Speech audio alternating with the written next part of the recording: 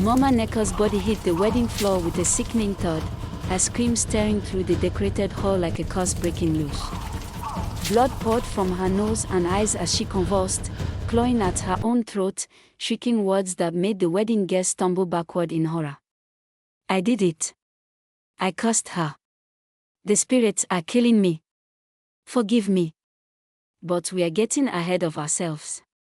This story began 2 years earlier, in Umona village, where the most beautiful girl anyone had ever seen was about to learn that beauty could be a curse all on its own.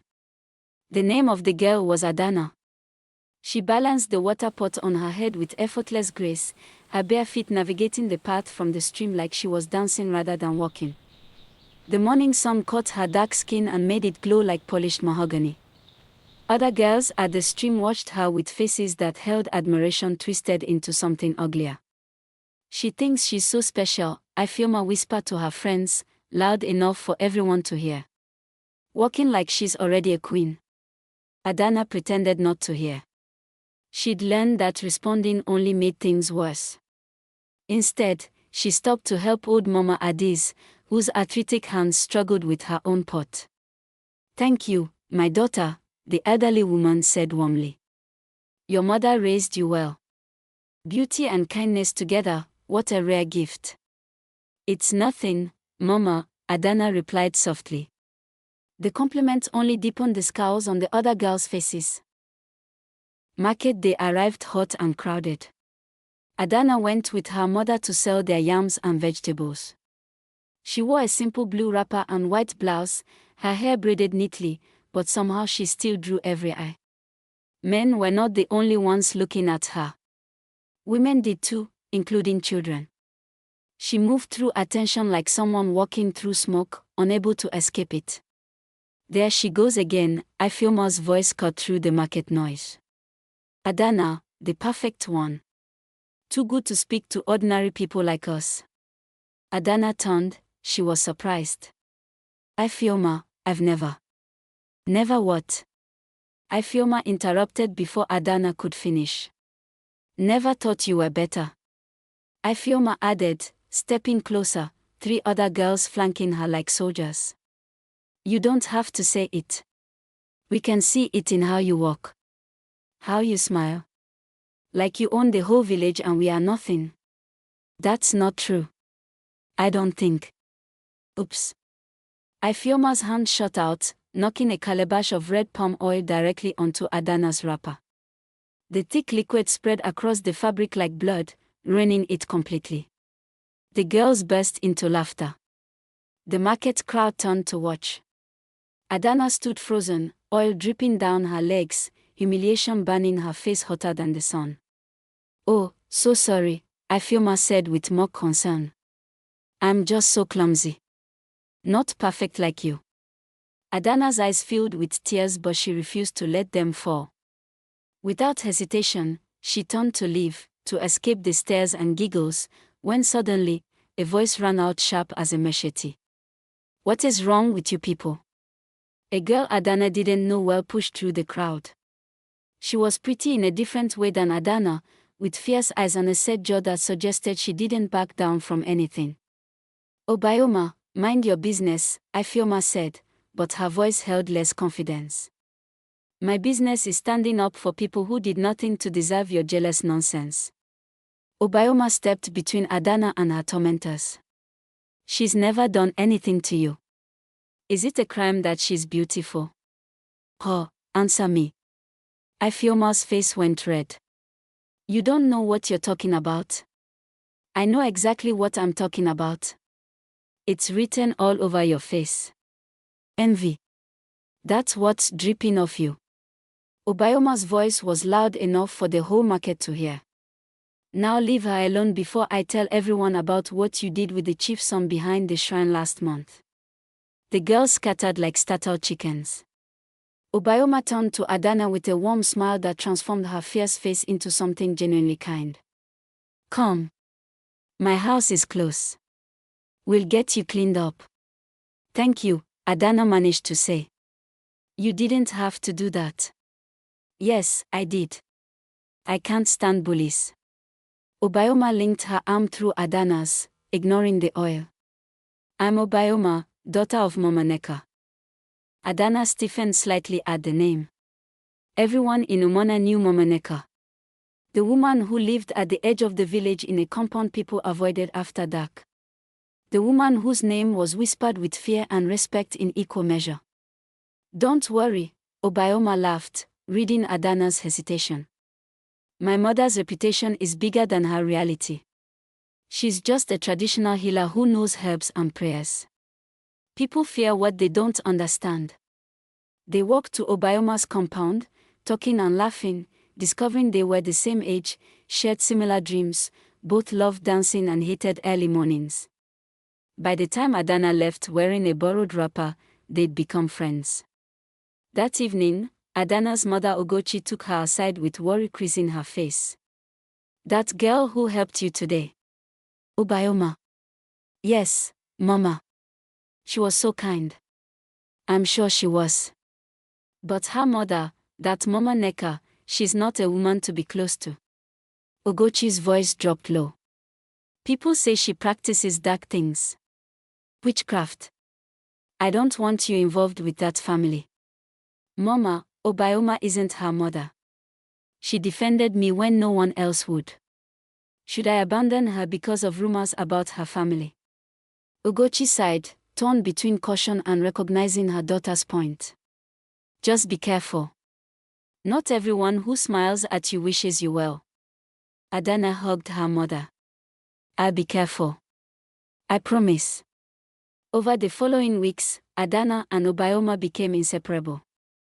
They fetched water together, helped each other with chores, shared secrets under the moonlight. Obioma was fun, loyal, and fiercely protective. Adanna felt like she'd finally found a true friend, someone who saw past her face to the person underneath. But she only met Mama Neka once, briefly, and the encounter left her with an inexplicable chill. When they shook hands, Mama Neka held on just a moment too long. Like she was trying to examine Adanna. Such a beautiful girl, Mama Neka had said, her smile not quite reaching her eyes. Beauty like yours is a powerful thing. It can open doors or close them forever. Adanna had laughed politely, not understanding the weight behind the words. 3 months into their friendship, the drums announced visitors from the palace. Prince Chukwuemeka was touring villages in his father's kingdom, seeking a bride. Every unmarried girl in Umona spent the week preparing, braiding hair, sewing new wrappers, practicing their most demure smiles. You should try, Obioma urged Adanna as they sat under the udole tree. You're the most beautiful girl here. He'll definitely notice you. I don't want to marry a prince, Adanna said honestly. I want to marry someone who loves me for more than my face. You can have both. Love and royalty. Obioma grinned. Imagine, my best friend as a princess. I'd visit you in the palace every day. You're getting ahead of yourself. He probably won't even see me. The prince's procession entered the village square during the welcome ceremony. Dancers performed. Elders gave speeches. Young women lined up in their finest attire, each hoping to catch the royal eye. Adanna hadn't even tried to position herself prominently. She stood near the back with her family, wearing a simple yellow wrapper, her hair in neat cornrows. She wasn't performing or posing. She was just there standing. Prince Chukwuemeka's gaze swept across the crowd and then suddenly stopped. His eyes locked on Adanna like he'd been struck by lightning. The whole village traced his gaze to Adanna. Just at that moment, murmurs began rippling through the crowd like wind through grass. He's staring at Adanna, someone said. Did you see his face? Another said within her zone. She's going to be chosen, someone else said to her friend. The prince leaned to his chief attendant and said something. The attendant nodded and made his way through the crowd directly to Adanna's father. The prince wishes to know your daughter's name and if she is promised to anyone. Adanna's father, a humble yam farmer named Okeke, stood straighter with pride and nervousness worrying on his face. Her name is Adanna. She is not promised. She is a good girl, obedient and hardworking. The attendant returned to the prince and relayed the information. Prince Chukwuemeka smiled, and it was like the sun breaking through clouds. That evening, the village could talk of nothing else. Obioma arrived at Adanna's compound practically bouncing with excitement. I told you he'd notice you. She grabbed Adanna's hands and spun her around. My best friend is going to marry a prince. He hasn't asked for anything yet, Adanna said, but she couldn't stop smiling. He just looked at me. The way he looked at you. That wasn't just looking. That was a man seeing his future wife. Obioma hugged her. I'm so happy for you. You deserve this. You deserve everything good. And in that moment, Obioma meant it. Truly meant it. Her joy for her friend was genuine and pure. But the moment she told her mother, Mama Nneka, something darker took root in their compound. So the prince wants Adanna, Mama Nneka said, her voice flat as she stirred a pot over the fire. Yes, Mama. Isn't it wonderful? My best friend might become royalty. Obioma's enthusiasm filled the small room. Mama Nneka's hand paused in its stirring. Wonderful for her. What do you mean, Mama? I mean it's wonderful for Adanna. But what about you? Mama Nneka turned to face her daughter, firelight casting shadows that made her face look almost demonic. You're just as pretty. Just as worthy. Why should she get the prince while you get nothing? Mama, I'm happy for her. She's my friend. Is she? Mama Nneka's voice was soft, poisonous. Or is she just someone who accepts your friendship because of protection? Once she's in that palace, wearing silk and gold, do you think she'll remember the village girl who defended her in the market? Of course she will. We are friends. Friends. Mama Nneka laughed bitterly.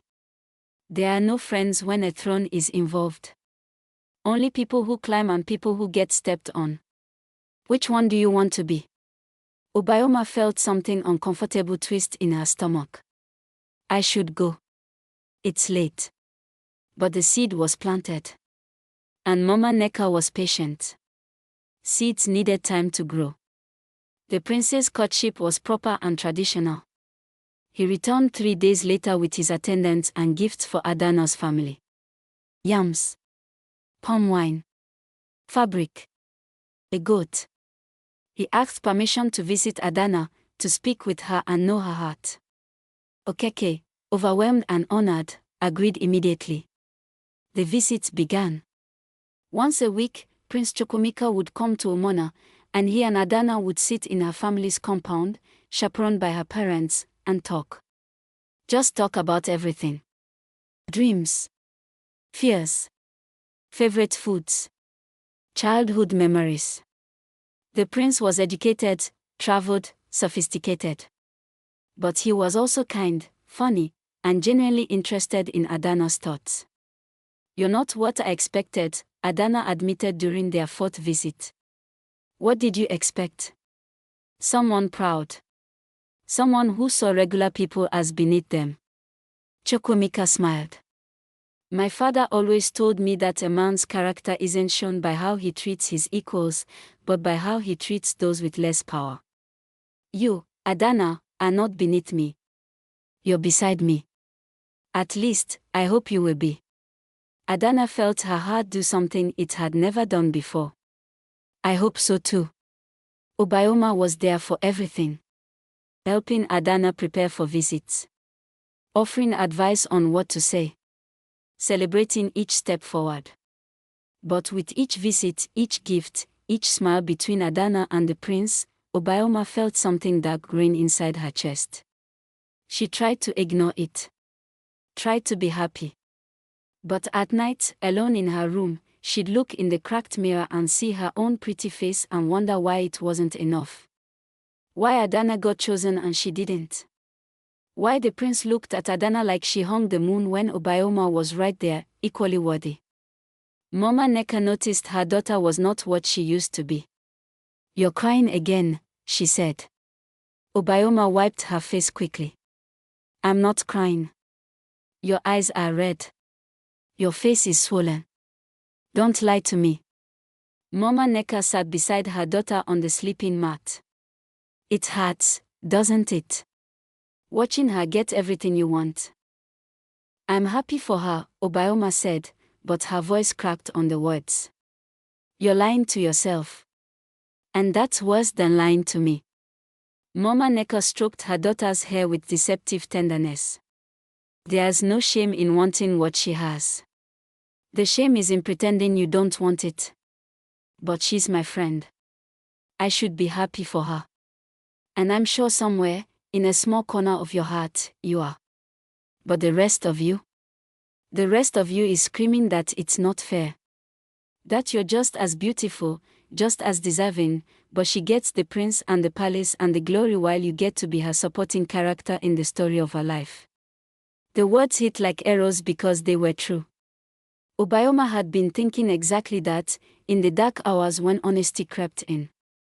What can I do? The question came out small, defeated. It's already happening. They are planning the engagement ceremony. Mama Nneka smiled, and it was a smile that should have won Obioma to run. My daughter, nothing is final until vows are spoken and ceremony is completed. Many things can happen between engagement and marriage. Many things. What do you mean? I mean that if you truly want what she has, if you're willing to do what's necessary to claim your own destiny instead of watching hers from the sidelines, then there are ways. Powerful ways. Obioma felt ice in her veins despite the humid night. Mama, no. Not witchcraft or curses. Don't be dramatic. I'm talking about evening the playing field. About making sure the prince sees what's right in front of him instead of being blinded by one pretty face. Mama Nneka's voice was hypnotic, reasonable. Adanna would still have her life, her family, her future. Just not the prince. Is that so terrible? To want one thing for yourself instead of giving her everything? I don't know, Obioma said. Think about it. That's all I ask. Think about watching her wedding. Watching her move to the palace. Watching her forget you exist once she has better friends, royal friends. Think about being left behind while she soars. Can you live with that? Obioma didn't answer. But in her silence, Mama Nneka had everything she needed to hear. The engagement ceremony was set for 2 months away. The whole village buzzed with preparations. Adanna's family, though poor, was determined to honor their daughter and the prince properly. Adanna floated through those weeks like she was walking on clouds. She was in love. Truly, deeply in love with a man who loved her back. Prince Chukwuemeka had proven himself patient, respectful, and genuine. He asked about her dreams and actually listened. He valued her opinions. He made her laugh. I can't believe this is my life, Adanna told Obioma one afternoon as they sat by the stream. Sometimes I think I'll wake up and it will all be a dream. It's not a dream, Obioma said, her smile tight. It's real. You're really going to be a princess. You'll visit me all the time, right? Once I'm at the palace. You'll be my chief bridesmaid, and after the wedding, you'll come stay with me. We'll still be friends. Of course, Obioma said, the words tasting like ash in her mouth. We'll always be friends. But that night, she went to her mother's room and said 3 words that sealed Adanna's fate. I want it. Mama Nneka didn't ask what. She already knew. She'd been waiting for this moment, had cultivated it like a careful gardener tending poisonous plants. Are you certain? Once we begin, there's no turning back. Obioma thought of the prince's smile. She thought of Adanna in royal robes while she remained a nobody in a forgotten village. Thought of a future where she was always the friend, never the chosen one. I'm certain. Mama Nneka's smile was terrible to behold. Then we have work to do. But it must be done carefully. We can't simply curse her to death or misfortune. That would be obvious, and it would solve nothing. The prince would mourn and leave. No, we need to destroy her in a way that makes him reject her. In a way that opens the door for you to step through. How? Obioma asked. Before we continue, I welcome you to Storyline Haven. Please comment, like and subscribe to my channel. Thank you. Mama Nneka's eyes glittered in the lamplight. Every man, especially a prince, wants a pure bride. A woman of virtue and honor. What if Adanna proved to be neither of those things? But she is virtuous. Everyone knows that. Everyone knows what they see. But what if they saw something different? What if perfect Adanna, the village jewel, couldn't control herself? What if she was discovered stealing from people, from sacred places, before her wedding? What would the prince think then? Obioma's stomach turned. You want to make her seem like a thief?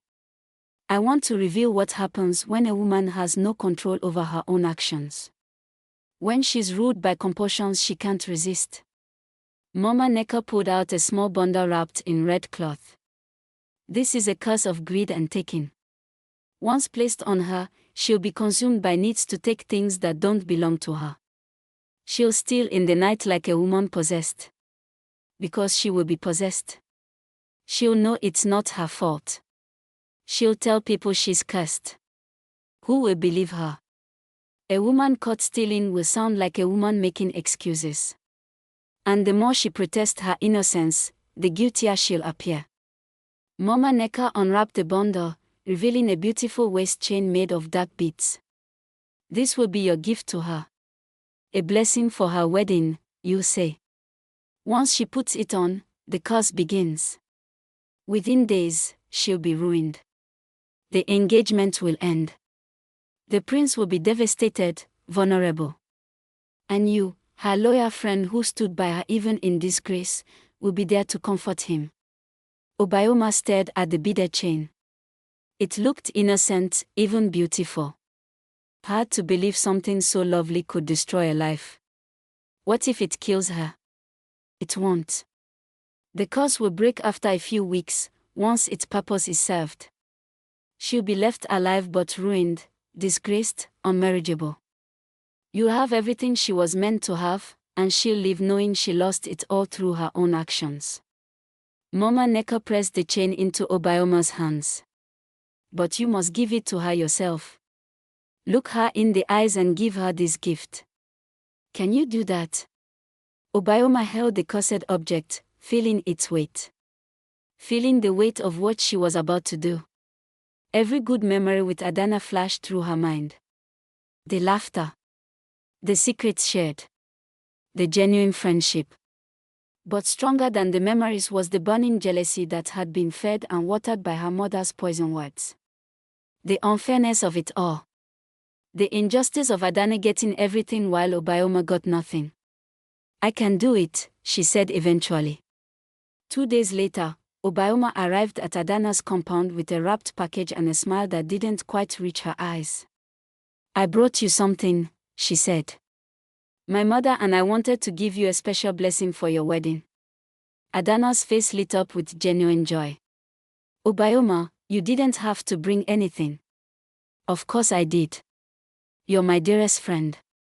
This is a traditional blessing waist chain. My mother blessed it herself with prayers for fertility, happiness, and protection. The lies came easier than Obioma expected. She said you should wear it starting today, so the blessings have time to settle into your spirit before the wedding. Adanna unwrapped it carefully, gasping at its beauty. The dark beads caught the light and seemed to shimmer with an inner glow. It's gorgeous. Tell Mama Nneka thank you so much. Put it on now, Obioma urged. Let me see how it looks. Adanna tied the waist chain around her hips under her wrapper. It fit perfectly, sitting against her skin like it belonged there. How does it feel? Obioma asked. Good. A little warm, but good. Adanna hugged Obioma tightly. Thank you. For everything. For being my friend, for supporting me, for defending me when others didn't. I don't know what I'd do without you. Obioma hugged her back, feeling the girl's heartbeat against her chest, knowing what she'd just condemned her to. For just a moment, guilt crashed over her like a wave. But then she thought of the prince and the palace. Of finally being the chosen one instead of the friend left behind. You'll never have to find out, Obioma said. I'll always be here for you. She left quickly after that, before her resolve could weaken. That night, Adanna woke drenched in sweat. Her body felt strange, restless, compelled by something she couldn't understand or name. She rose from her sleeping mat as if pulled by invisible strings, her mind foggy and distant, her hands moving without her conscious control. She walked through her compound like a ghost, reaching for things that didn't belong to her. At first, it was a neighbor's clay pot left outside to dry. Then 3 yams from her father's storage hut. A piece of cloth hanging on a line. She took everything and carried them back to her room, hiding some under her mat. When she woke properly in the morning with sunlight streaming through her window, she found the items scattered around her and screamed. How did this get here? Her heart pounded with confusion and fear.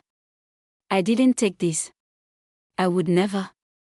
She returned them quickly before anyone could notice. But the night of that same day, it happened again. And this time it was even worse. Adanna woke up from her sleep and walked outside. She stopped in the middle of the village square, standing in front of a fabric trader's stall in the dead of night. Before she could know it, she had begun packing some expensive cloth, both of imported material that cost more than her family earned in months. The moonlight illuminated her theft in silver clarity. Just as she was about to turn to leave, the realization of what she had just done hit her. But to her surprise, she had no memory of walking there or taking the fabric. Just the horrible awareness of being caught in the act by her own awakening consciousness. Without hesitation, she dropped all she had stolen like they were hot charcoal on her palms. She ran home, her breath coming in panicked gasps. What's happening to me? Why am I doing this? She thought to herself, her expression puzzled. By the third night, terror had taken root.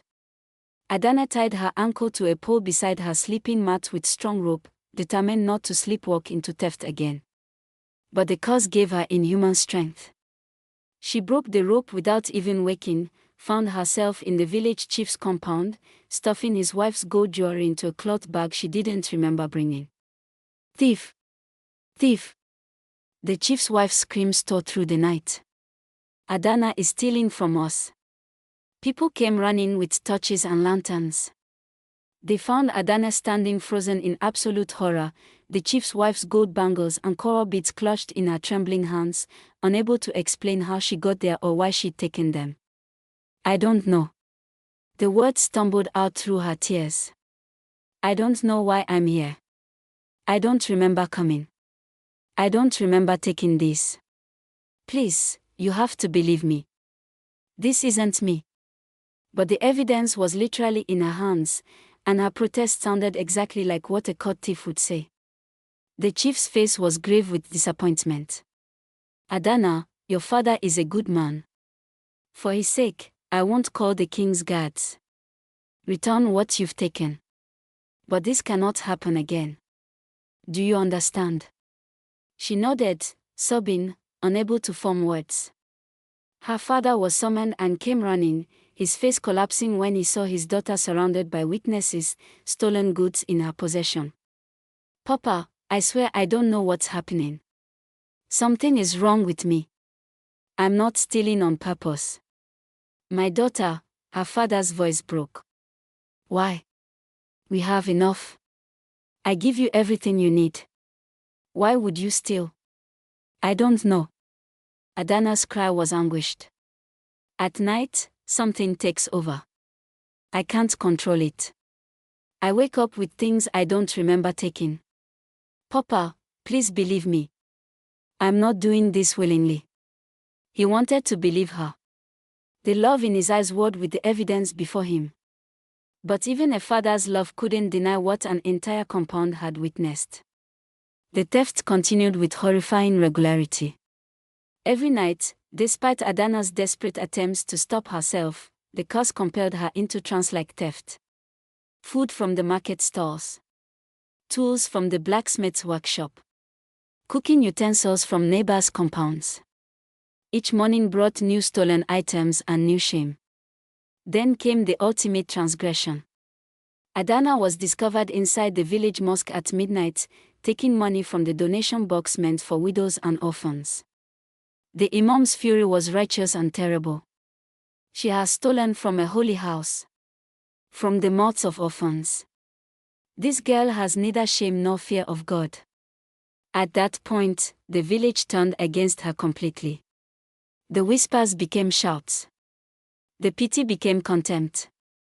And the prince's attendants, with their network of informants, had everything. The prince's intended bride is a thief.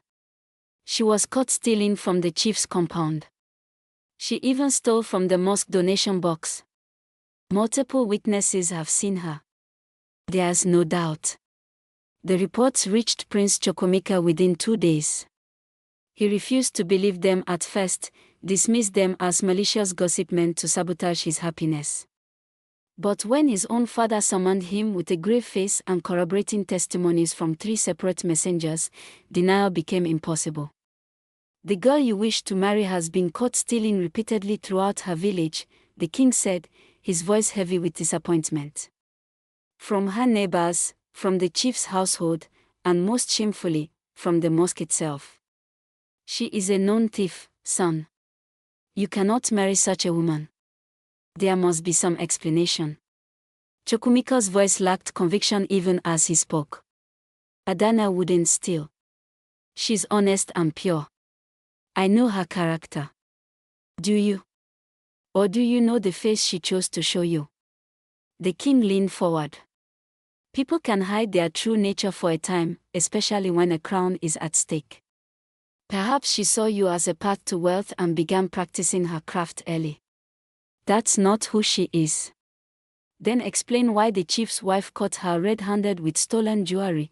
Chukwuemeka's father's voice interrupted before Chukwuemeka could finish. Why the imam found her taking money meant for orphans. Why her own father cannot deny what his eyes have seen. The king's expression hardened.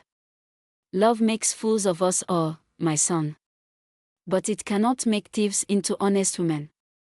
The summons was sent that afternoon. Adanna was to present herself at the palace immediately to answer the accusations against her. The journey was agony. Adanna sat in the cart beside her father, her hands trembling, her throat tight with unshed tears. She knew what was coming.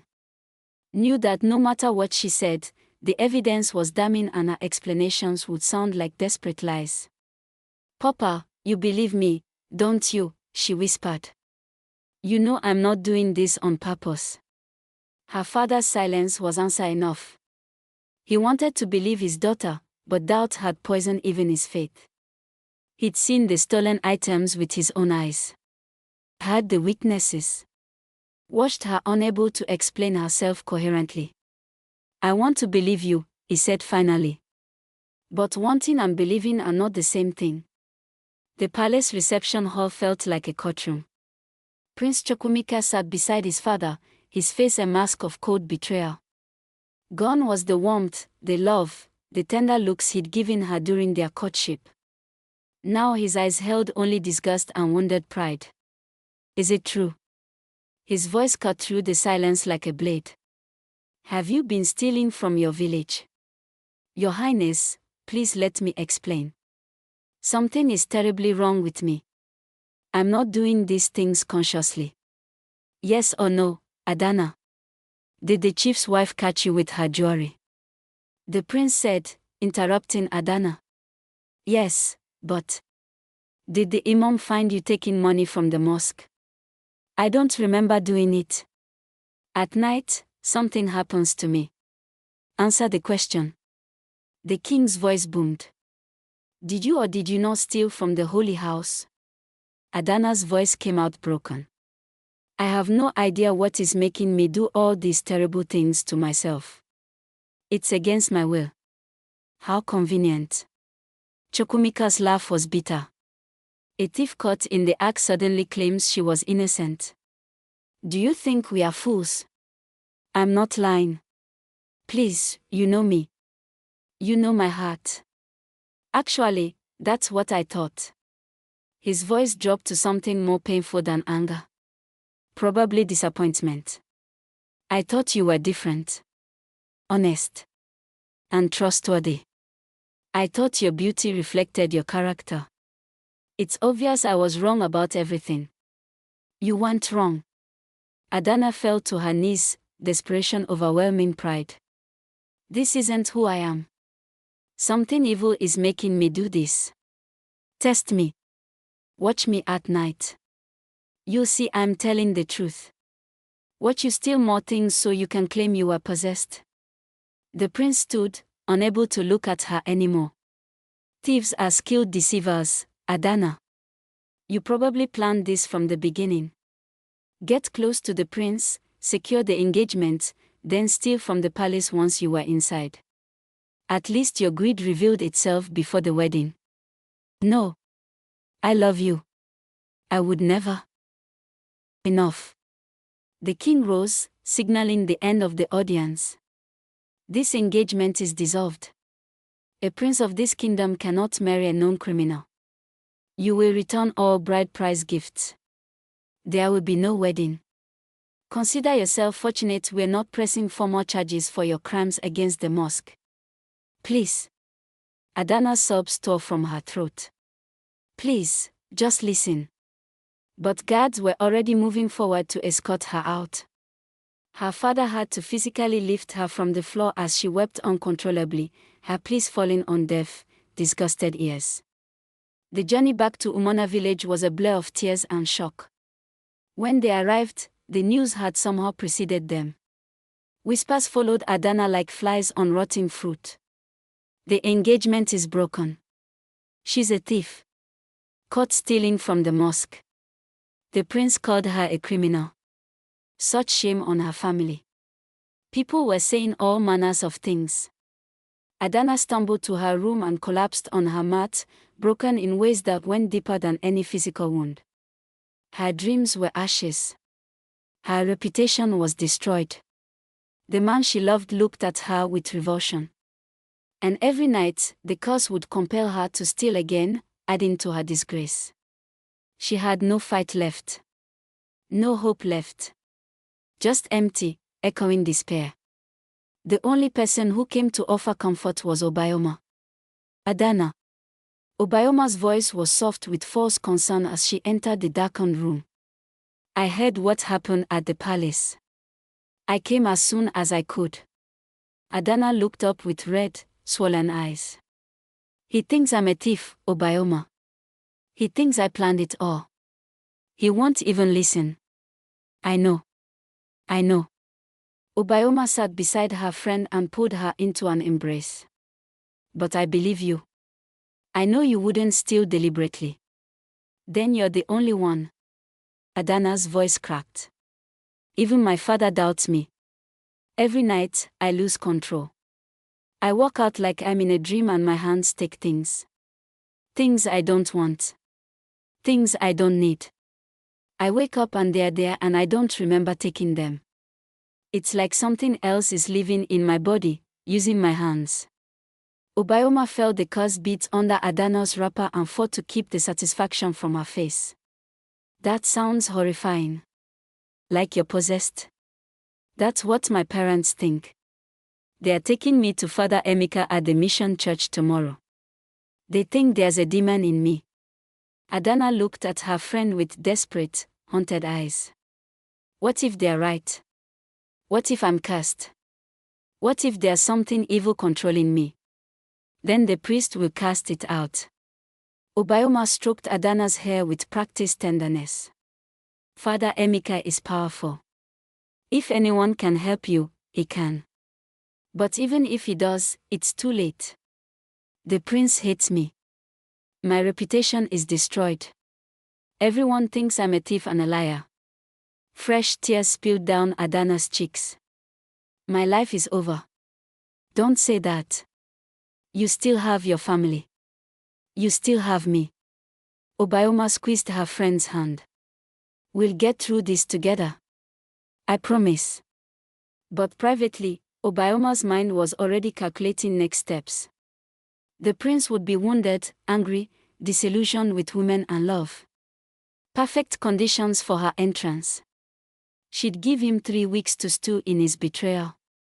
Then she'd arrange an accidental encounter. Show him sympathy. Prove that not all women were deceitful thieves. Some were loyal, honest, devoted. When Obioma returned home that evening, Mama Nneka was waiting with eager eyes. Is she destroyed? Completely. Obioma couldn't quite meet her mother's gaze. The engagement is broken. The prince thinks she's a criminal who tried to use him. She's disgraced throughout the village. Perfect. Mama Nneka said, pouring palm wine into 2 cups for celebration. Every night. She has no idea about the beads. She thinks she's possessed by demons. A flicker of something, guilt perhaps, crossed Obioma's face. She's completely broken, Mama. You should have seen her. She was sobbing, hopeless. Good. That's exactly where she needs to be. Mama Nneka thrust a cup into her daughter's hand. Don't go soft on me now. This is what we planned. What you wanted. In a few weeks, you'll approach the prince. You'll be everything Adanna wasn't. Honest where she was a thief. Loyal where she was deceptive. And you'll have your crown. Obioma drank, trying to drown the uncomfortable feeling in her chest. She'd wanted this. Fought for this. So why did victory taste so bitter? The next morning, Adanna's family took her to the Catholic mission church on the outskirts of the village. Father Emeka was a Nigerian man in his 60s, educated in Rome, with eyes that had witnessed both the glory of God and the darkness of evil spirits. He took one look at Adanna's haunted face, at the desperate hope in her father's eyes, and knew immediately he was dealing with something beyond ordinary sin. Bring her inside, he said quietly. We have much to discuss. In his small office, Father Emeka listened to the whole story. The thefts. The trance-like states. The complete lack of memory. The inability to stop herself despite desperate attempts. When Adanna finished, he was silent for a long moment, his fingers stippled in thought. This is not demonic possession in the traditional sense, he said finally. But it is a curse. A powerful one. And curses of this nature are almost always carried by cursed objects. Tell me, child, have you received any gifts recently? Anything new that you wear or keep close to your body? Adanna's hand instinctively went to her waist where the beads rested under her wrapper. Obioma gave me waist beads. A blessing for my wedding, she said. From her and her mother. Father Emeka's expression darkened. Obioma, daughter of Mama Nneka. Yes, father. Remove those beads. Now. Adanna reached under her wrapper to untie them, but her fingers wouldn't cooperate. The beads seemed fused to her skin, refusing to release. I can't. Father, they won't come off. Don't pull. You will hurt yourself. Father Emeka stood and called to his assistant. Bring me holy water, blessed oil, my prayer book, and the relics of Saint Michael. We are dealing with dark witchcraft, and this will be a battle. He turned back to Adanna, his face grave but determined. What I'm about to tell you may be difficult to hear. But your friend Obioma and her mother have cursed you. Those beads are the vessel carrying a curse designed to destroy your reputation and steal your future. Do you understand? Adanna's world tilted. No. Obioma is my friend. She wouldn't. Wouldn't she? Father Emeka's voice was gentle but firm. Who benefits most from your disgrace? Who gets to comfort the prince in his heartbreak? Who moves into the space you've been forced to vacate? The truth crashed over Adanna like a wave of ice water. Every comfort Obioma had offered. Every sympathetic word. All of it false. Her best friend had destroyed her life to steal her future. She did this to me, Adanna whispered. My friend did this to me. I'm sorry, child. But yes. Now, we break what she's done. But I warn you, this will not be easy or pleasant. The curse will fight to maintain its hold. Are you ready? Adanna thought of the nights of compulsive theft she couldn't control. She thought of Obioma's false friendship and darker betrayal. Yes, she said, her voice stronger than it had been in weeks. Break it. I'm ready. Father Emeka sprinkled the holy water on the beads around Adanna's waist. For the next few hours, he said some prayers. He raised his voice, saying, In the name of Jesus Christ, I command this curse to break. Release this child. Return to the darkness that sent you. Just at that point, the beads suddenly grew scorching hot. Adanna screamed. Smoke rose from her skin where they touched. And then, with a sound like breaking glass, they shattered and fell to the floor in pieces. Adanna collapsed, gasping. For the first time in weeks, her mind was completely clear. The fire in her blood was gone. The compulsions were gone and she could feel herself again. The next minutes, she wept with relief. Father Emeka picked up the shattered beads with a cloth, careful not to touch them directly. These need to be burned and the ashes buried in consecrated ground. The curse is broken, but its source remains.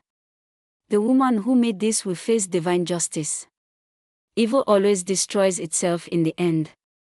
Adanna stayed at the mission another week, recovering her strength and her spirit. Her family visited daily, relief and anger mixing on their faces. Her father wanted to confront Mama Nneka immediately. But Father Emeka advised against it.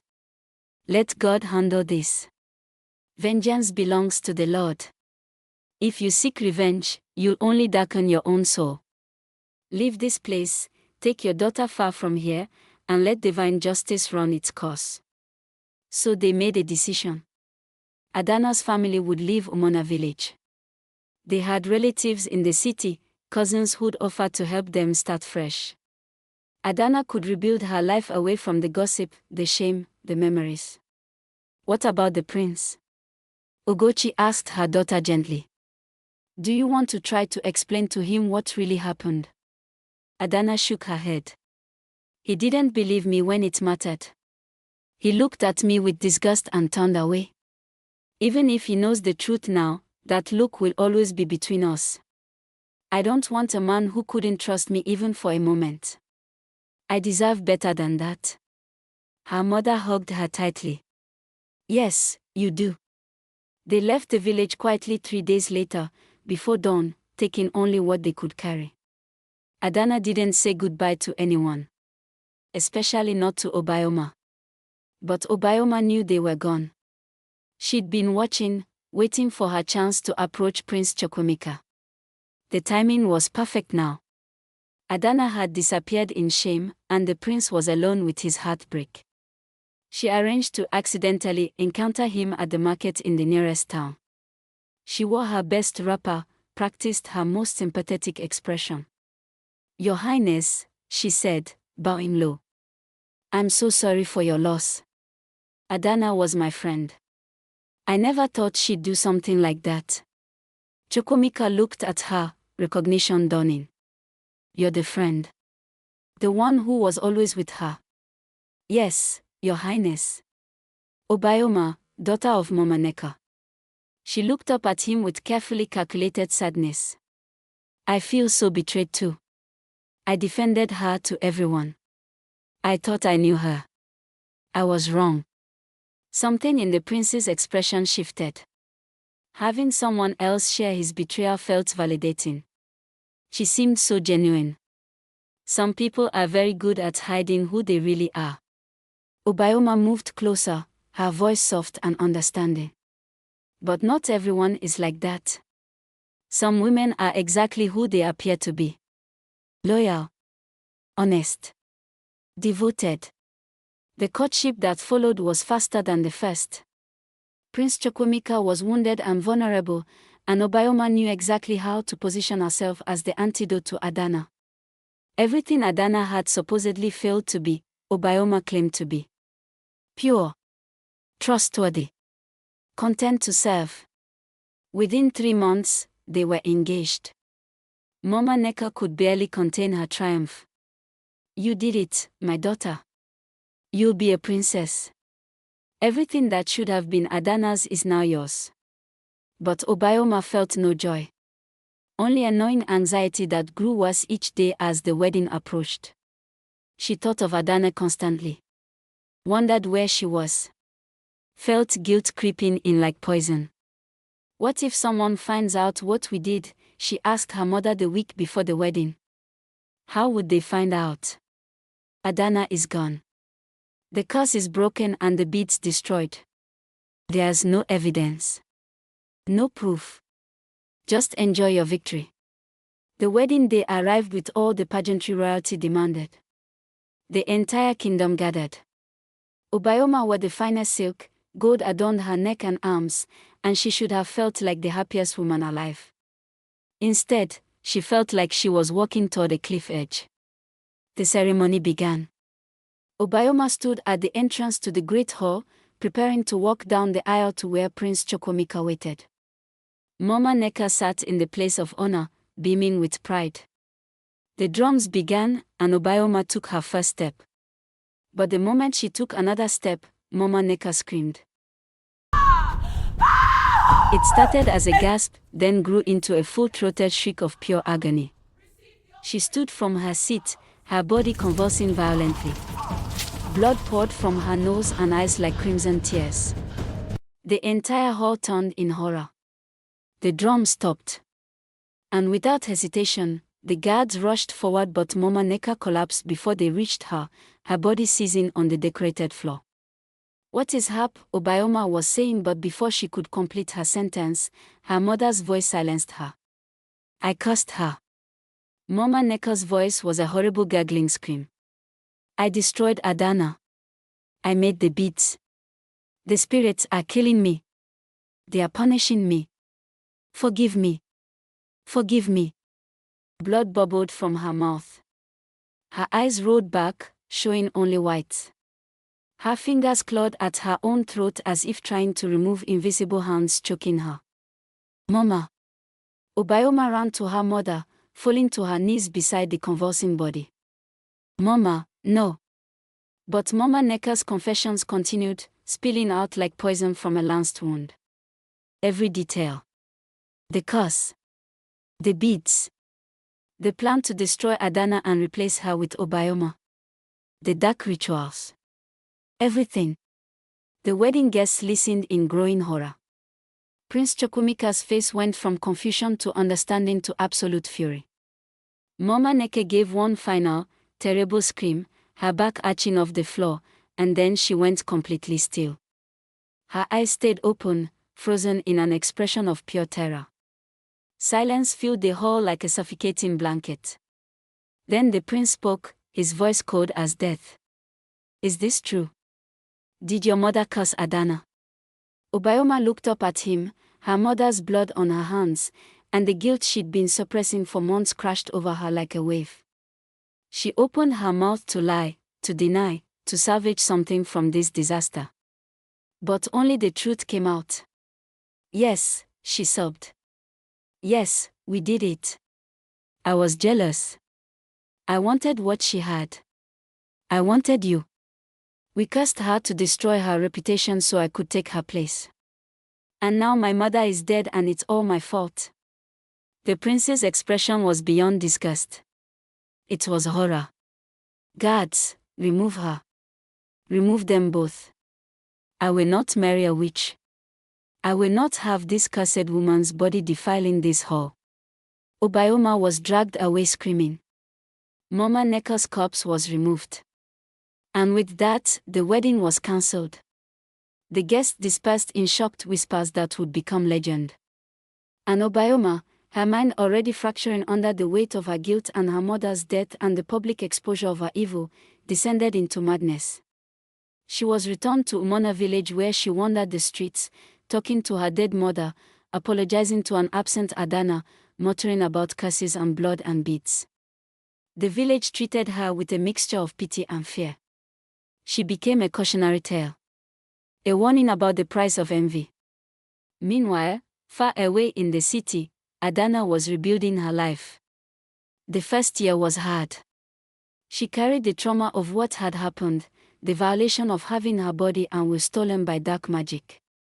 But with time and the support of her family and Father Emeka's continued prayers and counseling, she healed. She learned a trade, sewing and designing clothes.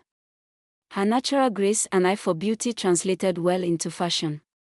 Within 2 years, she had her own small shop. Her designs caught the attention of wealthy customers. One of those customers was a merchant named Dubom. He was kind, patient, and when he learned her story, he didn't judge her. He saw her strength, her resilience, her grace in the face of unimaginable hardship. "The past doesn't define you," he told her on their third meeting. "Your character does. And your character is beautiful." Their courtship was slow and gentle. Dubom never rushed her or demanded more than she was ready to give. He earned her trust piece by piece until finally, Adanna felt safe enough to love again. They married in a simple ceremony with just family and close friends. No pageantry or kingdom watching. Just two people choosing each other with clear eyes and honest hearts. Dubom's business prospered and with it, their life. They built a comfortable home. Adanna expanded her sewing business, eventually employing other women and teaching them the trade. She became known for her kindness to her workers, especially those who'd faced hardship. 2 years into their marriage, Adanna became pregnant. The day she held her daughter in her arms, she wept, but this time with pure joy. "I lost everything once," she told Dubom, gazing at their baby. "I thought my life was over. But I was wrong. That life ended. This better life began. Everything I lost was nothing compared to what I've gained." News of Mama Neko's death and Obayoma's madness eventually reached Adanna. She felt no satisfaction, only sadness. "Envy destroyed them both," she said to her husband. "They reached for something that wasn't theirs and lost everything that was. I almost pity them." "You're a better person than I am," Dubom replied. "They cursed you, destroyed your reputation, stole months of your life. And you pity them. I pity what they became. What jealousy turned them into. They let envy consume them until there was nothing else left. That's a terrible way to live and an even worse way to die." She looked at her daughter, at her home, at her husband, at the life she'd built from the ashes of her destroyed dreams. "They tried to take my destiny. But you can't steal what belongs to someone else. It never fits right. The curse came back on them, and I was free to find my real destiny. Not as a prince's wife living in a palace, but as myself, building something real with my own hands and heart." Father Emeka's words echoed in her memory. Evil always destroys itself in the end. And in a sense, no matter how delayed, will always be vindicated. If this story of envy's destructive power and the strength of resilience moved you, please like this video and subscribe to Storyline Haven for more powerful stories that remind us of what truly matters. Have you ever faced betrayal from someone you trusted? How did you find the strength to move forward? Share your story in the comments below. Your experience might be exactly what someone else needs to hear today. Remember, stolen blessings never bring peace, but authentic living always leads home. Thank you for watching, and I'll see you in the next story.